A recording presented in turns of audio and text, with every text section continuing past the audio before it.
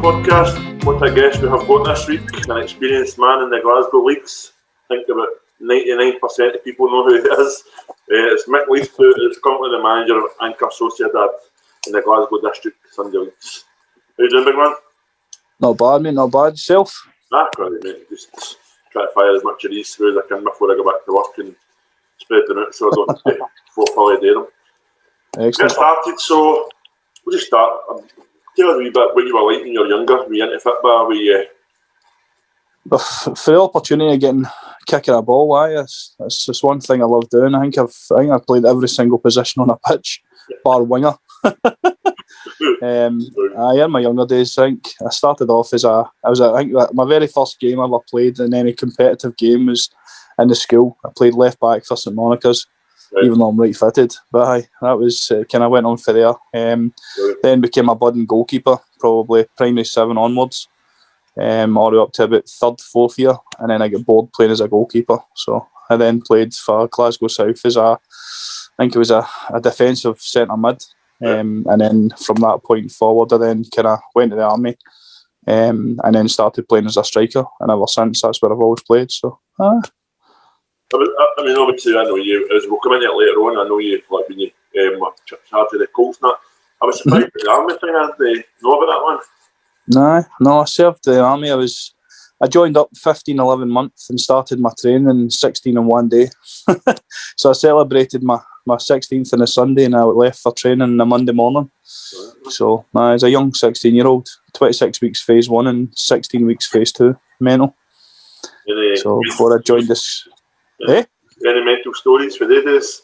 I could tell you all sorts, mate, but to be honest with you, majority of the time I was in the Scots Guards, so majority of the time we were based in London, so it was a lot of ceremonials and that kind of stuff we done, but I could tell you loads of good stories. Football wise, we played quite a few games for the Scots Guards team as well. The F Company team, that stuff, we played against a couple of different things as well, but it was more kind of, I was into every sport possible. If it was involved some form of fitness, then I was interested. Right. No, I wasn't always as big. That's why you get up to that, don't worry. Young and fit, mate. Young and fit. You're up to that. Although the bad thing is when you get to the days you can't remember being that. Tell you, man, it's like an age ago. God, my daughter, she'll be good. There you go. There's one for you. My daughter will officially be 16 next month. So that shows you how old I feel now, considering when I was in the army. Right. So, as you said, you left the army, you just continued playing 7s and 5s. Was the passion still there for the amateur side, or was that a wee bit? I mean, to be honest with you, I would say probably, I mean, I love 5-a-sides, I love 7-a-sides, I love playing kind of any form of football. I used to kind of play with a group of kind of mates and that stuff, and we kind of play 5-a-sides, but it wasn't until I'd probably say about 23 that I actually get involved with amateur football. I initially started with my mate Kev Thompson, who said to me, you fancy coming down for a game for Rose Hill Star at the time. So that was where I kind of started with them. I went in there as an attack midfielder. And then it was not bad, don't be wrong. It was one of those ones that I think it was a case of who you knew the manager kind of thing. And you were basically started off on the bench quite a lot. And then eventually one of my mates went down to do a training session with Ross Official at the time. And that's essentially where I played majority of my kind of amateur football for about 2 seasons. Right. So that was quite good. I enjoyed that. I mean, initially I started off, don't get me wrong, I had to kind of wait my turn actually get in the team as a striker, but eventually when I got my turn kind of thing, I started playing as a lone striker with 2 wingers with a beloved ex-Colt player who you'll know of Mr. Pello. In his younger days, he was a whiz king down the right-hand side, and there was a boy, Gordon Clark, who was like a Messi on the left-hand side. So essentially they 2 whippets down the wings kind of thing, playing off that kind of hold up kind of game, and essentially my job was to get the ball, hold it up and play one of them in, and it worked. But unfortunately injury destroyed that early on. Medial lateral ligament done? Well, initially it started, what happened is my medial collateral ligament, basically I tweaked that. It meant to be a league game for Rose Hill Star, and eventually that got called off, so we ended up going down to play basically a 5-a-sides game, doing some training on the pitch and that stuff. So it was attacker versus defence, and I went to move, and as I'd done it on the Astro, my foot had planted, and I mean, any time before this point, I'd never ever once had an injury in football. I've never broke a bone, nothing.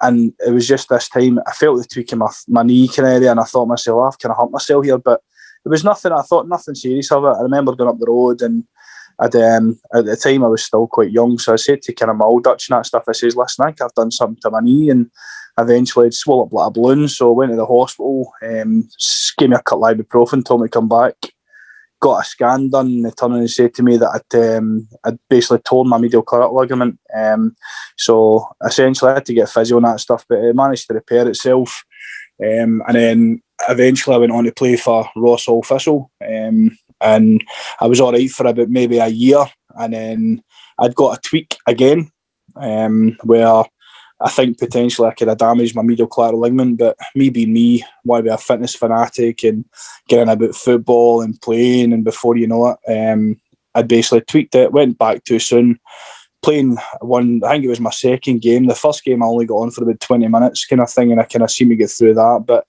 the second game, I always remember it was the most horrible thing I've ever experienced. So the ball comes out of the top, kind of lands in front of me, goes to put my right foot in the ball and do the McGeady turn away from it, and as I'd done it, my foot just planted on the deck, my knee buckled in the way, and I just remember hearing a snap, and even the manager at the other side of the pitch had turned around and said to me, big man, I heard that snap for here. Just automatically, I was sick on the pitch, clung to the Astro, and I knew I'd done something serious. I thought I broke my leg, so I remember that night going to the hospital, told again, obviously it swelled up like a balloon, had to kind of go back, and I then went back in, we got sent for an MRI scan, and they confirmed that I'd snapped my medial collateral ligament, my ACL, completely in two, and I'd done my meniscus cartilage as well, so full knee reconstruction done, with I think called a hamstring graft, they take off your hamstring, put it through your knee, bolt and screw and that stuff, and it just was never the same again. Again, 3 years off my kind of feet properly before I kind of get back to some form of kind of full fitness, and by that point I'd probably put on about 12 stone, so it was never easy now. At any point during your injury, did they ever tell you wouldn't be able to play again, or were they hopeful? So I'd asked that question because again I'd loved the game of football, and the surgeon's exact words to me was, you'll probably find eventually it'll come back to kind of normality, but you'll probably find when you start back, he says, you'll be extra apprehensive, and you'll probably think about kind of twice. And it's true, as soon as I went to kick the ball properly again for the first time, it just terrified me, and because again, you know what it's like playing amateur leagues, majority of the time you're playing in astrograss, so never ever wore a pair of blades again. Again, one thing I'll always advise to football players and young football players is don't wear blades in astrograss, because it doesn't churn up the grass. I'd always recommend wearing moulded studs, because again it means that your foot doesn't plant and you don't do daft things like I did. So it's not a good surface to play on, to be honest with you. Obviously I always recommend grass, but with staying in Scotland it's never always kind of you probably get about 2 months in a year that you were lucky to play on it. You're in a warm country to do that, but unfortunately we don't. No.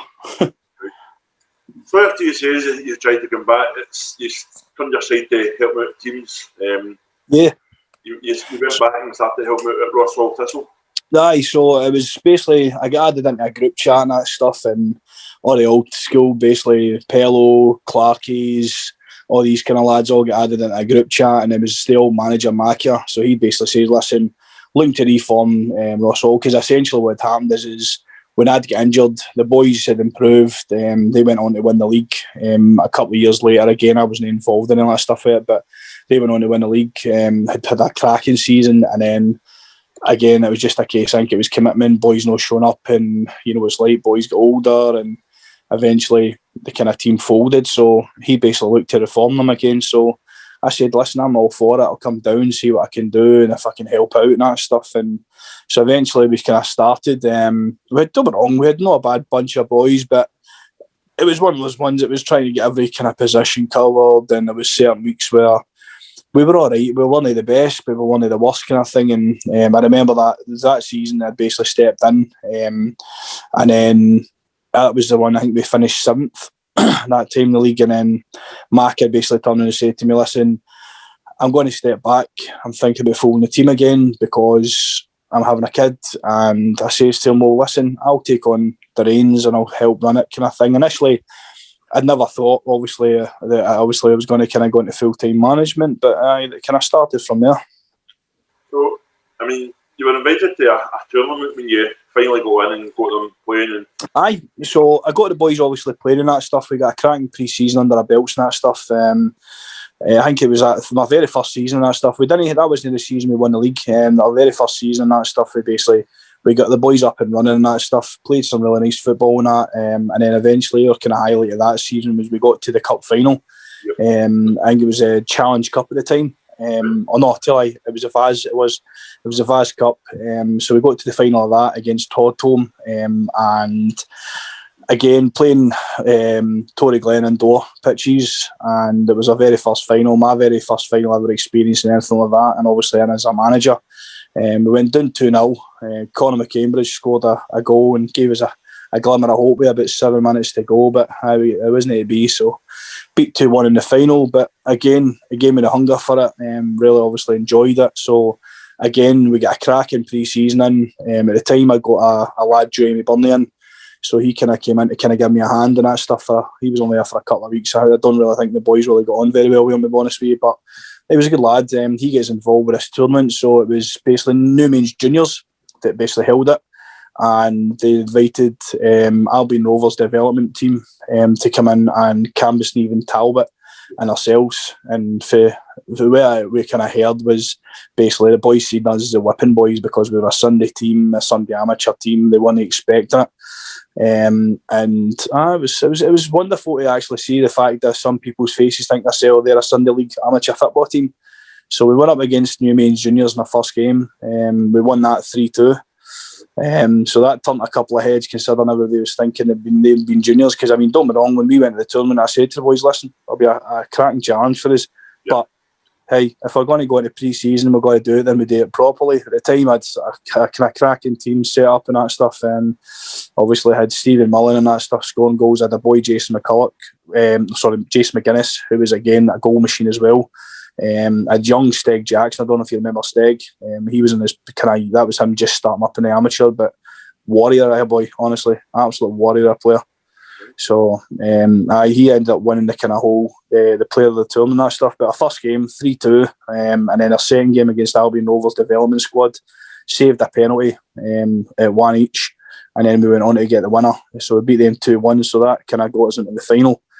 And for that point, kind of thing, I was thinking to myself, we're in here against Cambus Stephen Talbot. Now, I don't know if you know Cambus Stephen, very, very good amateur team, very good setup at the time. So we went out against them our first game, we could beat 2-0. So we said, listen, we'll try and get our own back in the final. Obviously, other results went our way, so we managed to get into the final against them. So I think New Means Juniors had expected to get into the finals and basically win it in the finals and give themselves something to kind of glorify themselves with. Instead, they end up going out with the Albion Rovers development squad and we came in the final. But again, beat 2-0. But Cambus Stephen Talbot, great team. And again, a cracking experience for the boys, for obviously something to experience against like a very good setup with Albion Rovers development team and obviously New Mains Juniors as well. Two cracking teams as well. I mean, don't get me wrong, maybe New Mains aren't kind of strong as the Albion Rovers team, but it was the Cambus Stephen Talbot guys were class. Even the coaches says to us, listen, big fella, stick in it, you'll get better. Again, obviously, I'm still kind of rough around about the edges and that stuff, but that kind of set us up for the season going ahead. Then that was the season. Finally, I managed to get my hands on a trophy. So we then went out of that season there and Ross Official, very first kind of trophy, and I don't know how many years, I think it was about 6 or 7 years. So we then went on to the league. We won the league by a last game, literally, up against Kelvindale. Not Kelvindale, shut up, man. Kepikill. You know yourself, Kepikill are a very good outfit, but at the point, Kepikill probably were getting better. They weren't as strong as they are now. I mean, don't get me wrong, Kepikill for me are flying. The first division of the Premiership, we ended up going up against them and beating them. I think it was 3-1 it finished in our last game, and we won the league that day, so that was brilliant. But you know what it's like, you've probably seen yourself, team wins a league and then gets ripped apart. People start calling for your players.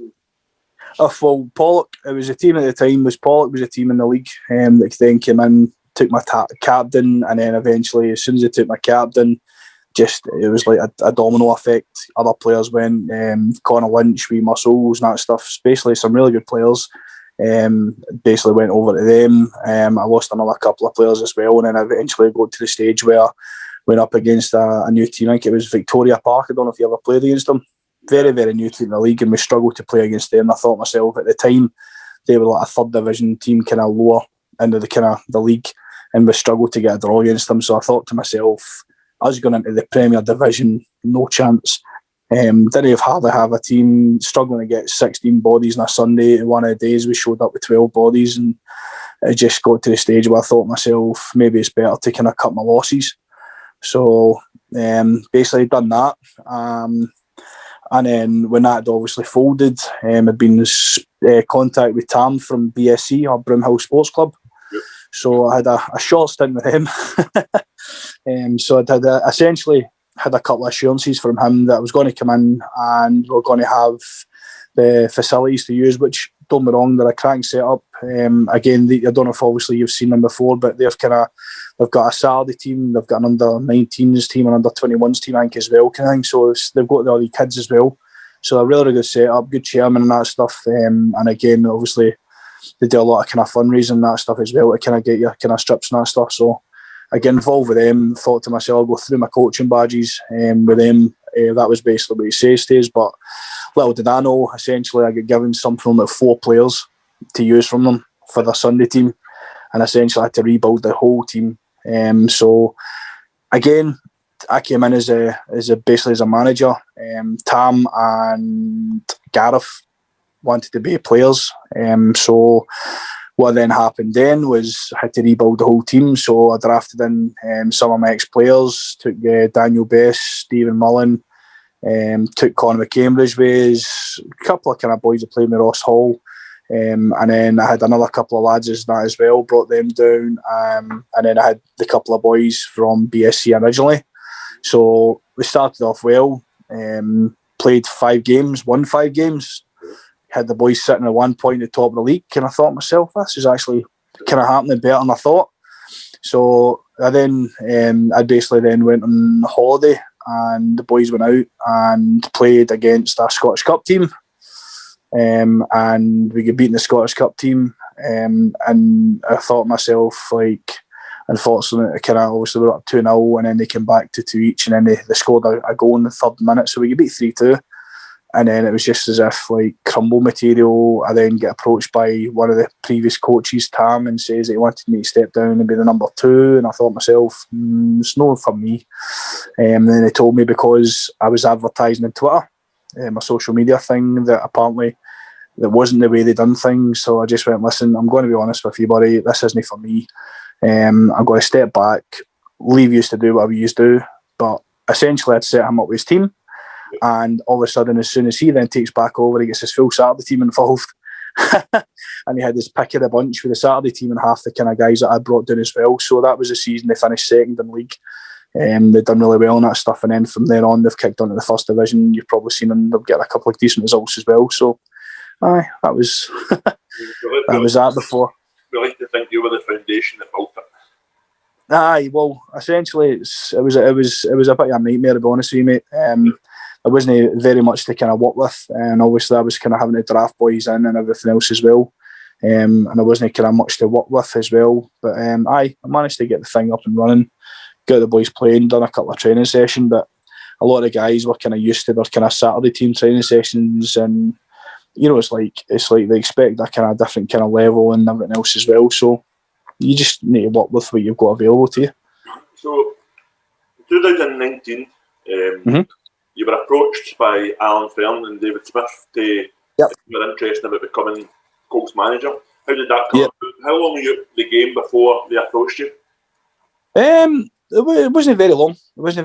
So essentially what it was is I'd been in kind of constant contact. So obviously I was on the league committee. Alan Fern had basically been my kind of comms guy and that stuff. And basically the big man was kind of sometimes and maybe struggle a couple of times. I'd say, listen, I'll sort you, mate, get sorted. So I kind of had a good rapport with him. Kind of grew, basically speaking to him and that stuff. And then he basically approached me and says to me, do you think you would fancy come down to Colts? And I says, well, I'll come down and I'll watch the game. And I remember my first game I came down to look. Warrior Stadium, the first game you came to watch? That was the one. So this game was against White Moss. Right. And the very first game I came down to watch was at Tory Glen. It was a kind of one of the later kickoffs. I don't know if it was maybe a 6 o'clock kickoff at Tory Glen, but I remember I think it was a draw. I ended up finishing the very first game I came down to watch. So I'd basically say to Alan that stuff, I'll come down, have a look at that stuff and see what they're about. And when I came down at the point, I remember this was again, I'll probably get stinking for this, but it was just my honest opinion. I thought it was a long ball team. A lot of the balls going over the top. A lot of the shape and that stuff, I didn't see it kind of there. And again, for what I've seen, certain boys with bags of potential, but it was just one of those ones that wasn't getting kind of utilised properly. So I said, no, I'm up for a challenge. And from that point forward, that was when the kind of Colts adventure started. Right. So, if you can remember after names, I mean, you'll love it. Obviously, everybody that watched the podcast knows the affinity we've got with the Colts. So, players that kind of took your eye, who were they? Right. For me, the standout, I remember that game, right? There was, right, so the standout player for me straight away was Wee Ryan. Wee Ryan, for me, I said to myself, like, the wee man down the wing was frightening. Again, I seen him as well. I remember Marv, Big Martin Gillespie at the back, again, was solid. And obviously the keeper as well was phenomenal. I thought to myself, like, they've got a couple of cracking players. Don't get me wrong, I do remember that game, Breezy keeping his mental crazy kind of hot-head attitude, but doing his Ronaldo step overs and that stuff as well. And I says, oh, this big man's no gets kind of, it's not bad. But again, there was plenty of kind of players that kind of showed. Obviously, you could see them there now for the very first game. But the one that probably stood out to me the most was young Ryan. Down the wing, that stuff. That was the one kind of player I said to myself, like, this wee guy's got kind of plenty about him. And obviously, as I kind of grew to I meet the kind of players and that stuff, I kind of found out who the characters was. But it wasn't until I actually got involved, kind of thing, with the actual team, was when I kind of started to kind of see the kind of standout kind of boys that basically step out. Obviously, I'll need to give him as mentioned because I know you'll crucify me if I don't. Paul Murray. What can I say? And I'll be honest with you, I've been involved with football now, probably managing wise, it's 5-6 years. And for me, he's been my best captain. I've never had a captain like him. Again, don't get me wrong, Marv was a fantastic guy, and I still have a lot of respect from him. But the fact that he accepted the kind of, when I came into the kind of game, that stuff, I said to him, listen, big man, it's nothing against you. Just, I feel that I can see more leadership coming from Paul. He's a bit more vocal, and essentially you need your kind of spine in there now as well. And that's when obviously he kind of played. At the time, he had started off at centre mid, Pab, and then he kind of moved into the back line, and it was just formidable. Him, Marv, and honestly, man, it's cracking. The back line was phenomenal. I mean, that back three we always played with the two wing backs was excellent. I mean, don't get me wrong, there was players that kind of started off and I wasn't sure about them and they kind of started to shine. I mean, young Kev Brogan, for one, was a one before he got his injury, man. I was amazed at him, man. I thought myself, like, when I first seen him, he was kind of, wasn't he the kind of the full shilling? I think one of those ones there I know that he kind of came across as kind of a bit of a crackpot, to be honest with you, but he came on to a cracking games. I mean, big Oaks. See if that big man had the right foot. Oh my God, man. What a fucking striker. Honestly, don't get me wrong, the big man scored powers of goals, but see if he had the right foot, he would have scored maybe 3 times the amount. Right. But I mean, same as well. Big Breezy as well, can't fault him. Came in, hothead, said to him, big man, you need to change your attitude a bit. And he knuckled down. Don't get me wrong, there was a couple of times where he lost it a wee bit. But just a couple. When you see, I mean, a couple. When you see boys training that stuff, you can't fault it. I mean, Lee, honestly, Lee Black, brilliant guy in training. He's 100%, and I said that already. Kind of thing. Same as well, Smudger. Some of the games that big man played, honestly, even though he'd done his backing and that stuff, and couldn't fault him. Yep. I mean, some of his work rate and efforts. So the fact that they managed to match kind of Oldie that season for top goal scorer for being a centre mid, you can't blame that. But I mean, some of the players kind of stick out. But like I says, I mean, obviously we Ryan as well, but just phenomenal. How quickly the wee man got up and down a wing was frightening. I mean, and playing that wing back role, the 3-5-2 as well. I mean, but I mean, honestly, great potential in the team, and I've always said, like, I love to see the Colts doing well. Obviously, the season after that, they still did really well. I think he's finished second that year, the league of the year after. After the spot, I think it was. I'm sure.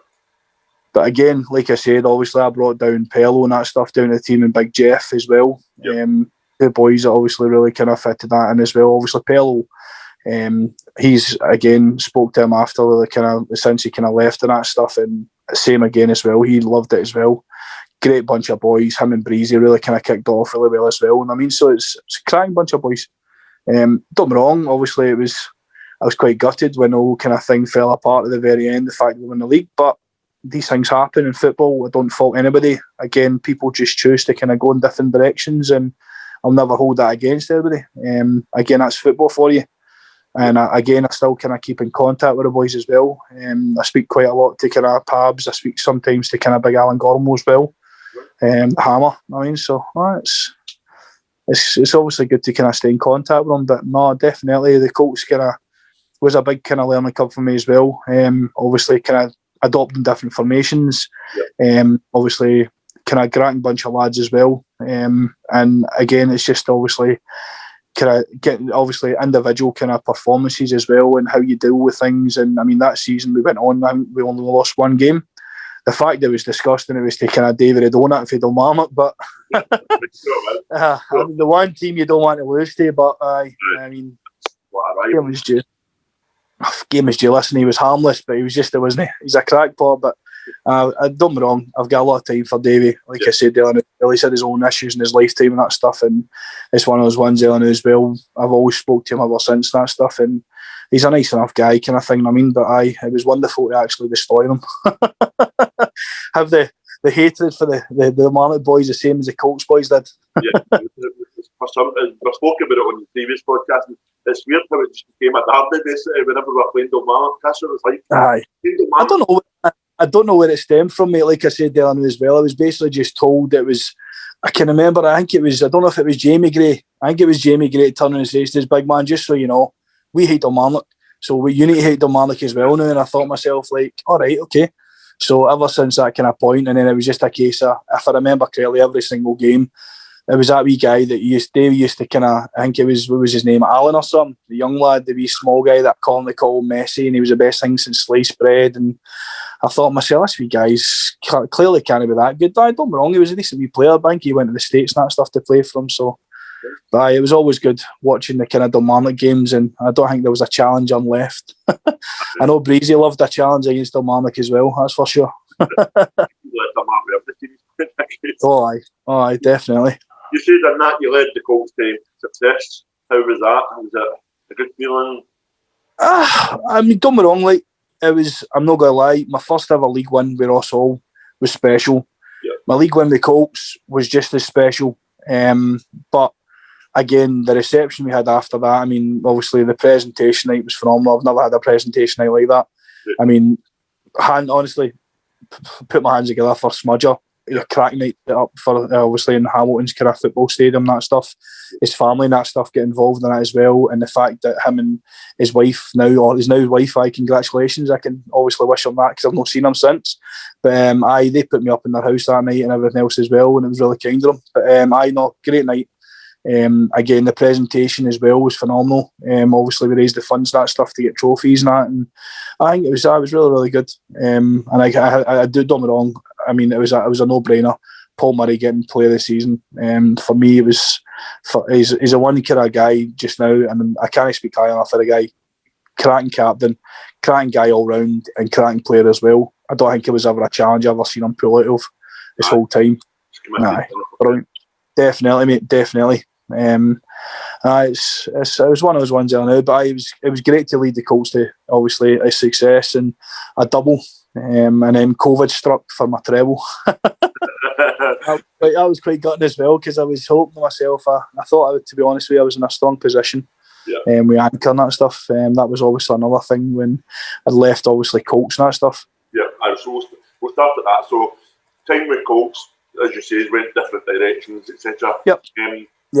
How long between 1 year before you then joined Anchor Sociedad? I think it was a couple of months, to be honest with you. It was a couple of months, so I'd obviously left them, and then I'd spoke to Nim and that stuff, and Nim says, obviously I said to him I was thinking about, I mean, don't get me wrong, it kind of knocked my confidence a wee bit, because I thought myself, I've won the league now, what have I done wrong kind of thing, but again, it's kind of one of those ones there as well, you don't really kind of go into these kind of things, obviously, you don't overthink them either, but it was a case I said to them, and Nim said to me, listen, big man, you've done a cracking job with 2 different teams, get yourself involved with somebody else. And he'd basically said to me, listen, Anchor, cracking team, they'd won one of the cups the year before and that stuff. He says, why don't you speak to the boys and see if they'd be interested in getting you down? And I says, well, it might be worthwhile.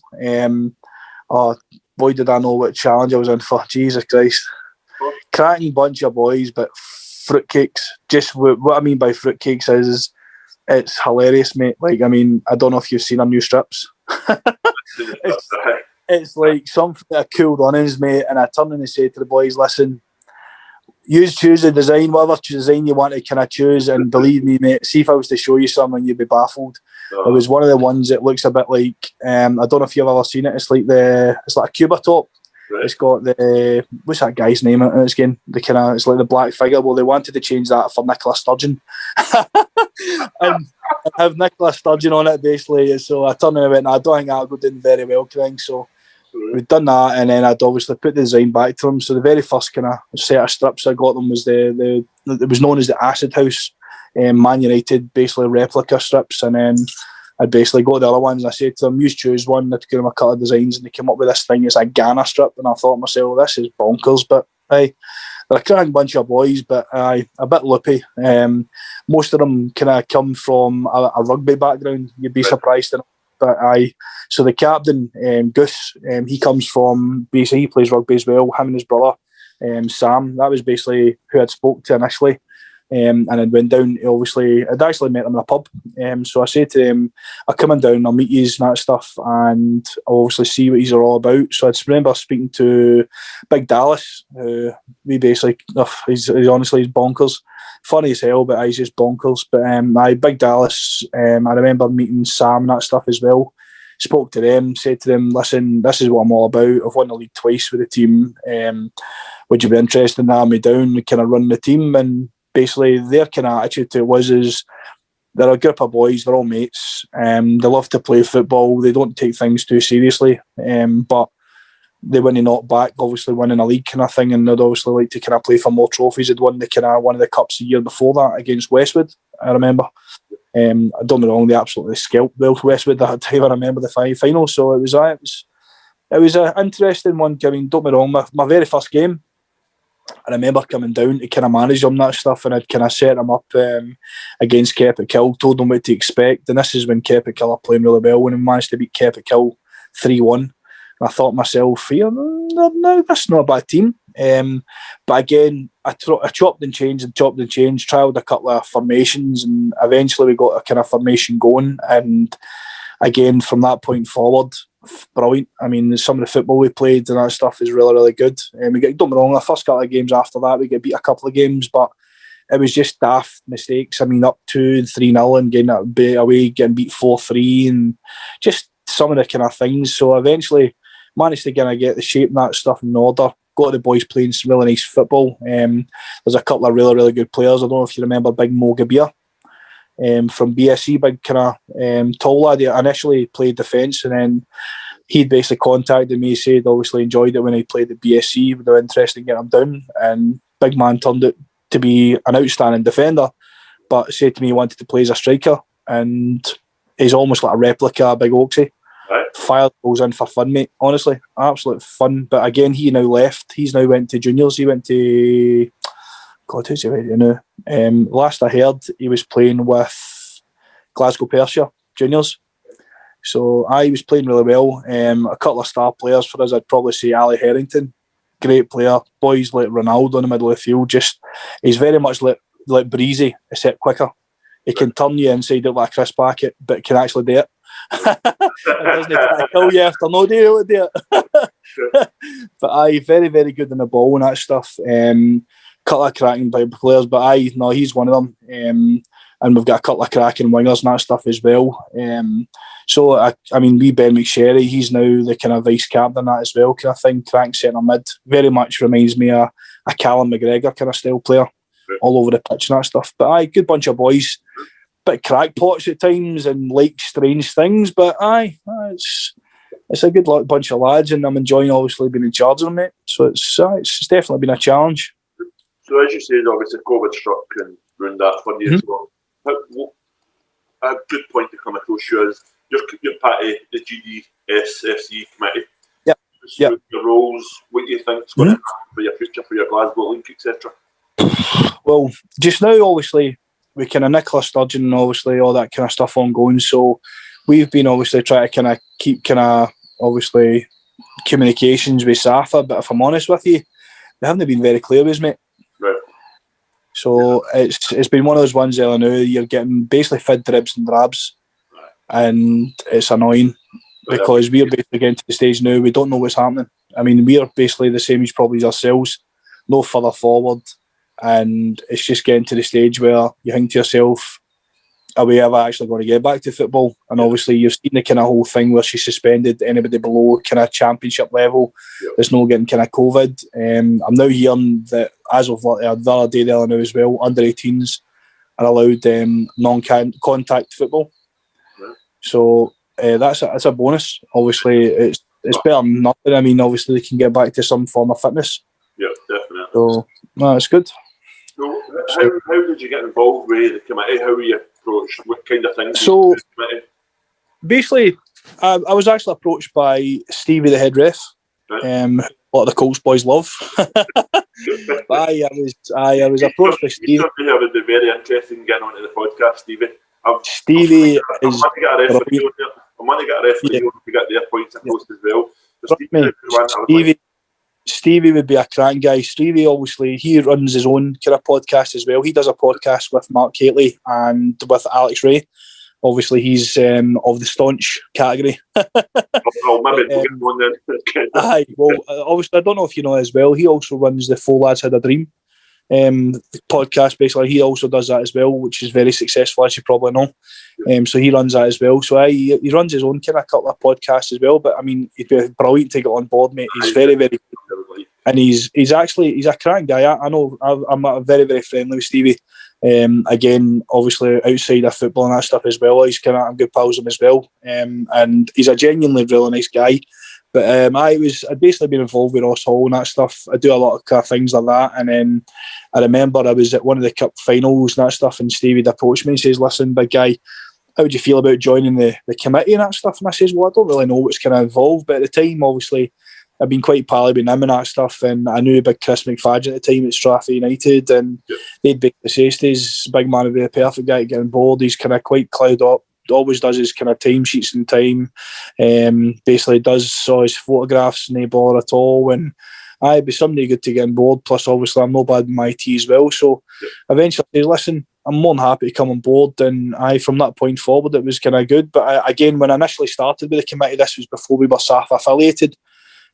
So again, we were just obviously known as a charity league at the very, very start, before obviously we got kind of self-affiliated, and then it kind of went from there. Kind of now, I'm involved with the SAFA National Committee as well.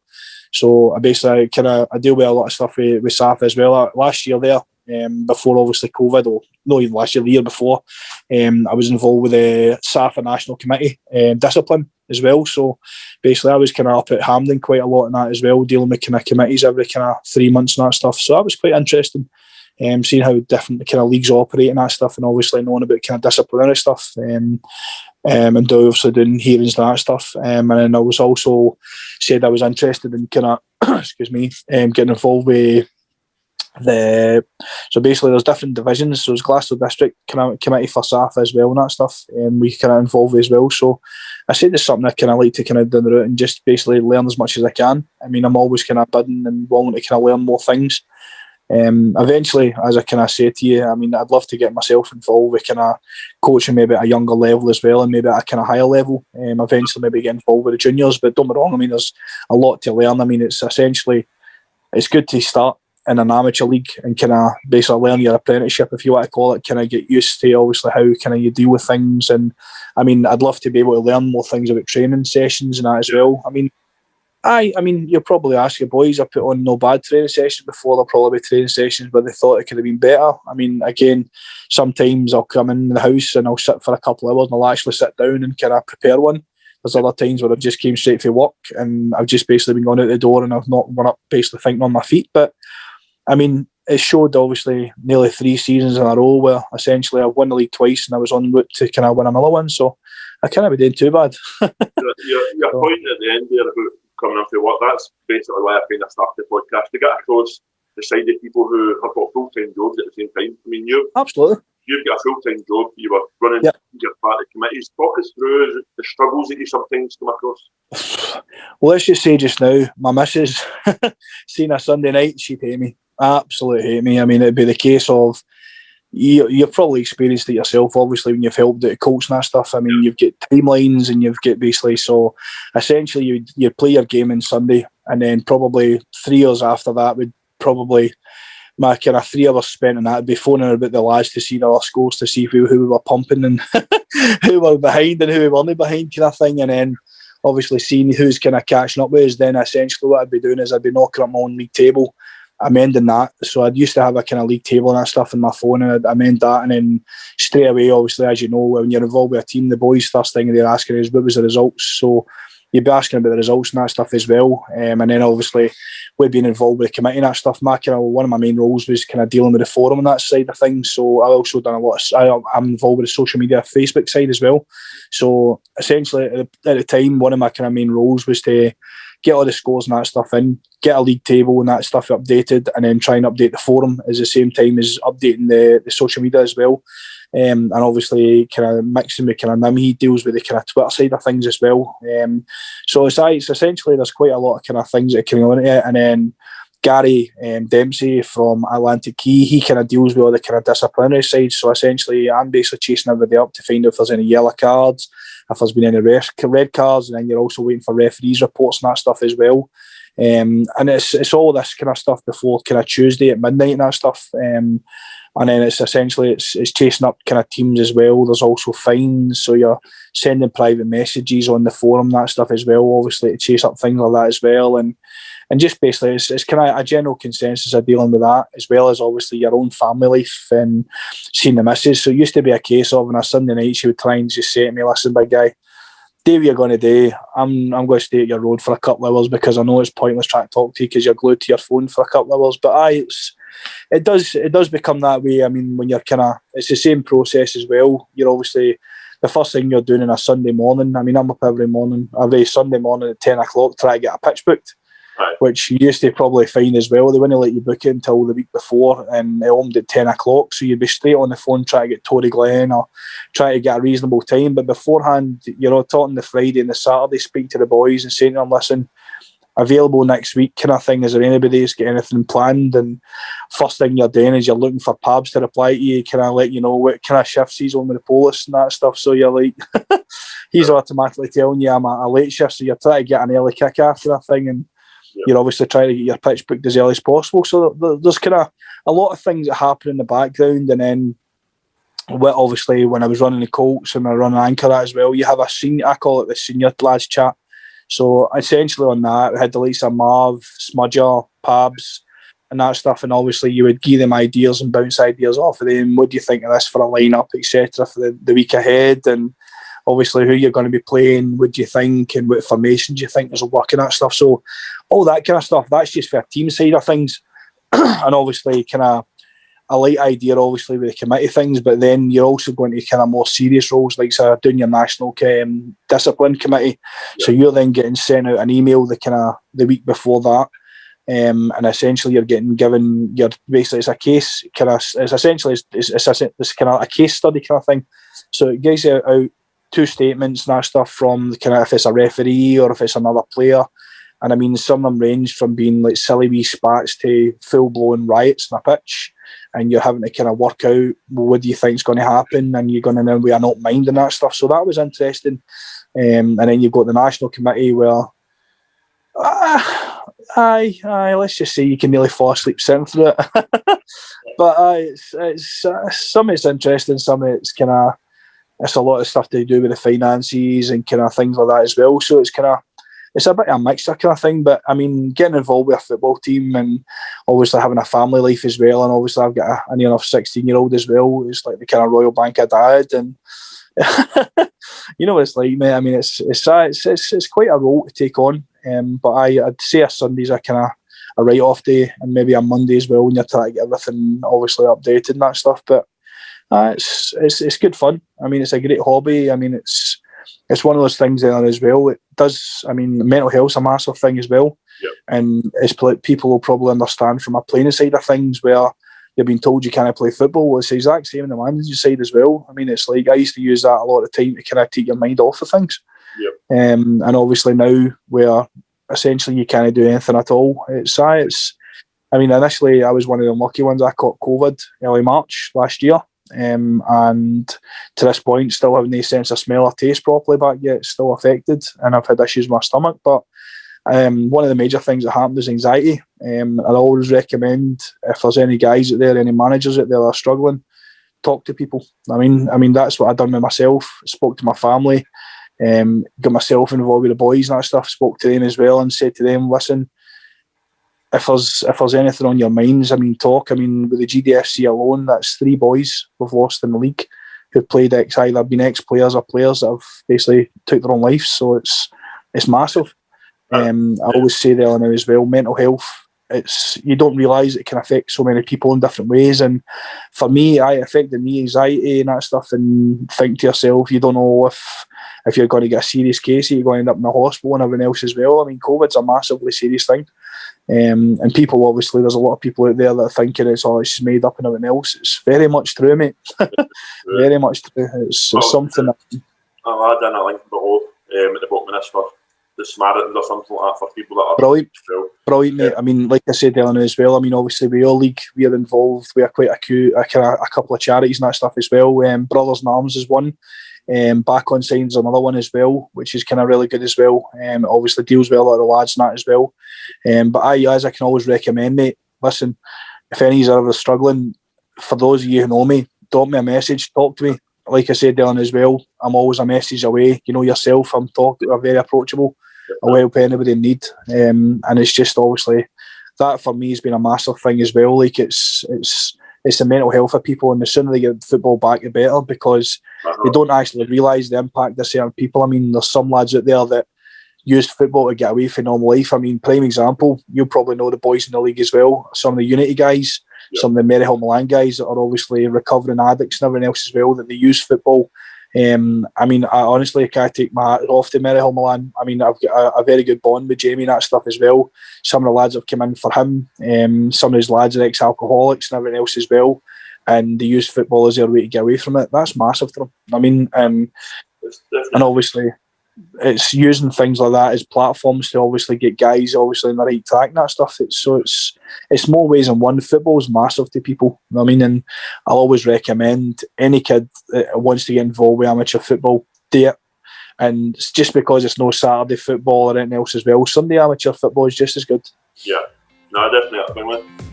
I'll add in links. I'll add in the links that your links supporting the charity as well. Thank you very much for your time, big man. Much appreciated. No worries, pal.